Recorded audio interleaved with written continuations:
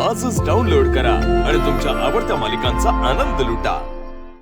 पिली कोटला ह्याला काय रातचा कालवा लावलाय ग, मुडद्याने सगळं झोप मोड केली त्याला आले पटकी लवकर त्याला घातलं म्हणून डाबऱ्या।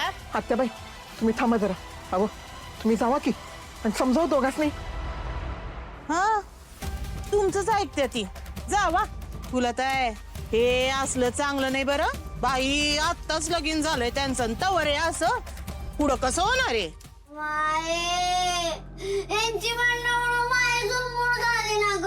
नाही ग, नाहीतर काय मुडदा घरात आल्यापासून सगळी शांतता गेली एक दिवस सुखात ना, रोज काय नाही काहीतरी क्लेश आहेतच। ह्याला द्या हाकलून, त्याशिवाय घरातल्यांना सुख बी लागायचं नाही आणि सगळी शांततेत झोपणार बी नाही। आणि मी काय बोलत नाही म्हणायचं बोंबलत सुटायचं, अशी गत आहे त्या मुडद्याची, त्याची किरडी ढासाळली त्याची लवकर। ओरडू नका तर काय करू? त्या दिवशी जर का लग्नाला होकार दिला नसता ना, तुमच्या आई बापाने अंगावर रॉकेल टाकून स्वतःला संपवून घेतलं असतं। उगाच त्या दिवशी तुमच्या लग्नाला होकार दिला, नाही तर आई बापा बरोबर तुम्ही पण गेला असता। उपकार केलेत मी तुमच्यावर समजा। ही उपकाराची भाषा तुमच्या जवळच ठेवायची हा। माझ्या वडिलांनी पैसे दिले होते तुमच्या वडिलांना आणि त्या बदल्यात तुमचं आणि माझं लहानपणी लग्न झालं होतं, त्यामुळं तुम्ही माझ्याशी लग्न करून आमच्यावर उपकार केलेत हा गैरसमज डोक्यातून लवकरात लवकर काढून टाकायचा। आणि आता बायको आहे मी तुमची, त्यामुळे तुम्ही काय करता कुठं जाता ही मला कळलंच पाहिजे। बायको आत ना माझी, इथनं पुढं नवऱ्याकडे असं पोट वर करून बोलायचं नाही। दुसरी गोष्ट, मगाच्यापासून मराठीतच सांगतोय मी कुठं चाललोय, दुकानावर चाललोय। नाहीये ना माझा विश्वास तुमच्यावर? ठेवा विश्वास, ठेवा विश्वास। झोपा इथं गप, जाऊ द्या मला। अजिबात नाही। मला एकदा सांगितलेलं कळत नाही का हो? मला दुकानावर जाऊ द्या। गप्प इथं झोपायचं, नाहीतर मी काय करीन माझं मलाच माहित नाही। कात्री आहे ती, खेळणं नाही। हाताला लागलं तर रक्त पित्त येईल। जाऊ द्या दुकानावर, त्या इकडं नाही देणार। जे काय आहे ना सकाळी करायचं, आत्ता इथं झोपायचं। तुम्हाला एकदा सांगितलेलं कळत नाही का? मला दुकानावर जायचंय, द्या ते इकडं। मी पण एकदा सांगितलेलं कळत नाहीये तुम्हाला? मी सांगितलं ना नाही सोडणार बाहेर आत्ता, गप्प झोपायचं इथं। अहो हे कुठच्या कुठं पोचली तुम्ही दोघं? अशाने हे दोघं एकमेकांचा जीव घेत्याल। जावा तुम्ही तरी जाऊन समजावा त्या गोपाळला आणि तिला बी दरडवा जरा। ए एकदा समजावलंय त्याला, रोज रोज समजवायला माझ्याकडे वेळ नाही तेवढा। बरोबरच आहे त्यांचं। आता काय लहान राहिले का ती त्यासनी समजवायला? हा ए बा, आपण आपलं लग्न लावून दिलं त्यांचं, आता पुढचं त्यांनी त्यांचं बघावं। पण लगीन लावून दिलं पण हात झटकून बसायचा होय आपण?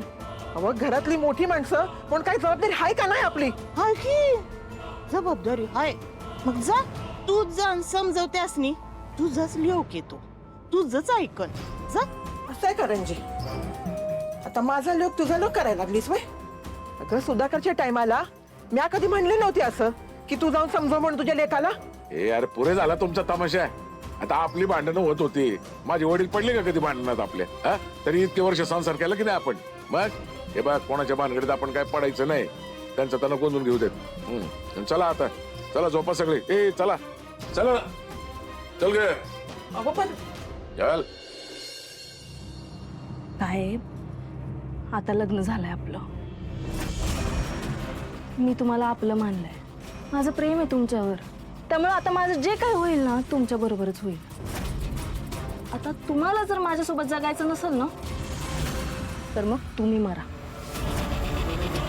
मी तुम्हाला दुसऱ्या बरोबर जगू देणार नाही। हिचा आत्ताच जीव घ्यावा वाटतोय, पण घरात आहे त्यामुळे असं काही करता येत नाहीये ना। पुढे जाऊन ही अशी डोक्यावर बसणार हे आधीच माहिती असतं ना, तर आधीच तिला दिली असती एक गोळी, कायमचा आराम। काय झालं? असं का बघताय माझ्याकडं? आहा, आतापर्यंत निमूटपणे सगळं ऐकून घेणारी ही शेळपट लाली अचानक वाघीण कशी काय झाली असा प्रश्न पडला असेल ना. त्याचं काय आहे गोपाळराव, बाई शेळीगतच असते, पण तिच्या संसारावर जेव्हा गोष्टी येतात ना तेव्हा ती वाघिणीचं रूप धारण करते. वाघीण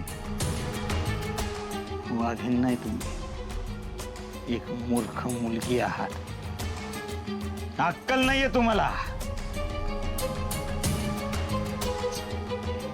माझाच चुकला, उगाच तरस खाऊन तुमच्याशी लग्न केला.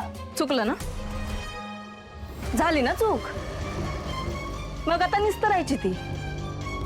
मी आता अशी तशी नाही मरणार. या घरात तुमच्यासाठी तुमच्या सोबत आले ना मी, मग आता तुमच्या सोबतच मरणार.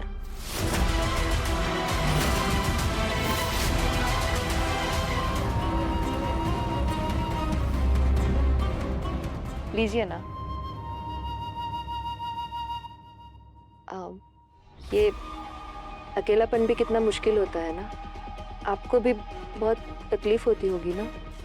खरं सांगू, हे घर मला खूप खायला उठतं आणि जेव्हा कोणी नसतं ना तेव्हा मला खूप एकटं वाटतं. इस घर के साथ आपकी बहुत सारी बेहतरीन यादें जुड़ी होगी ना.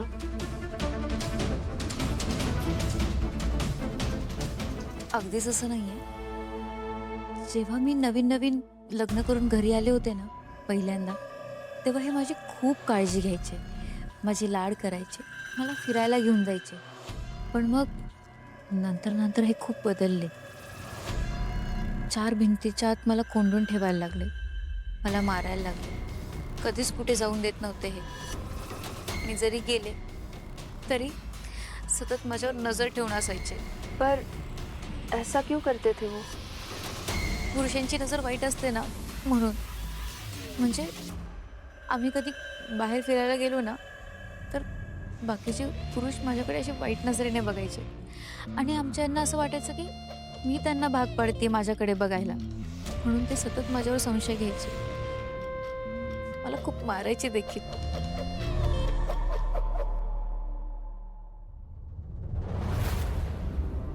आप कहीं बाहर जा रहे हो क्या.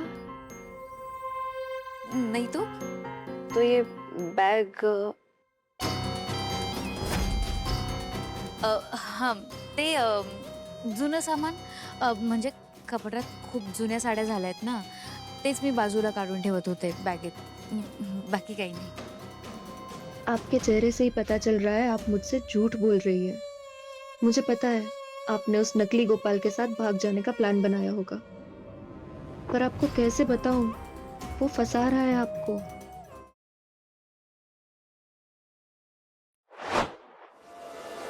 रा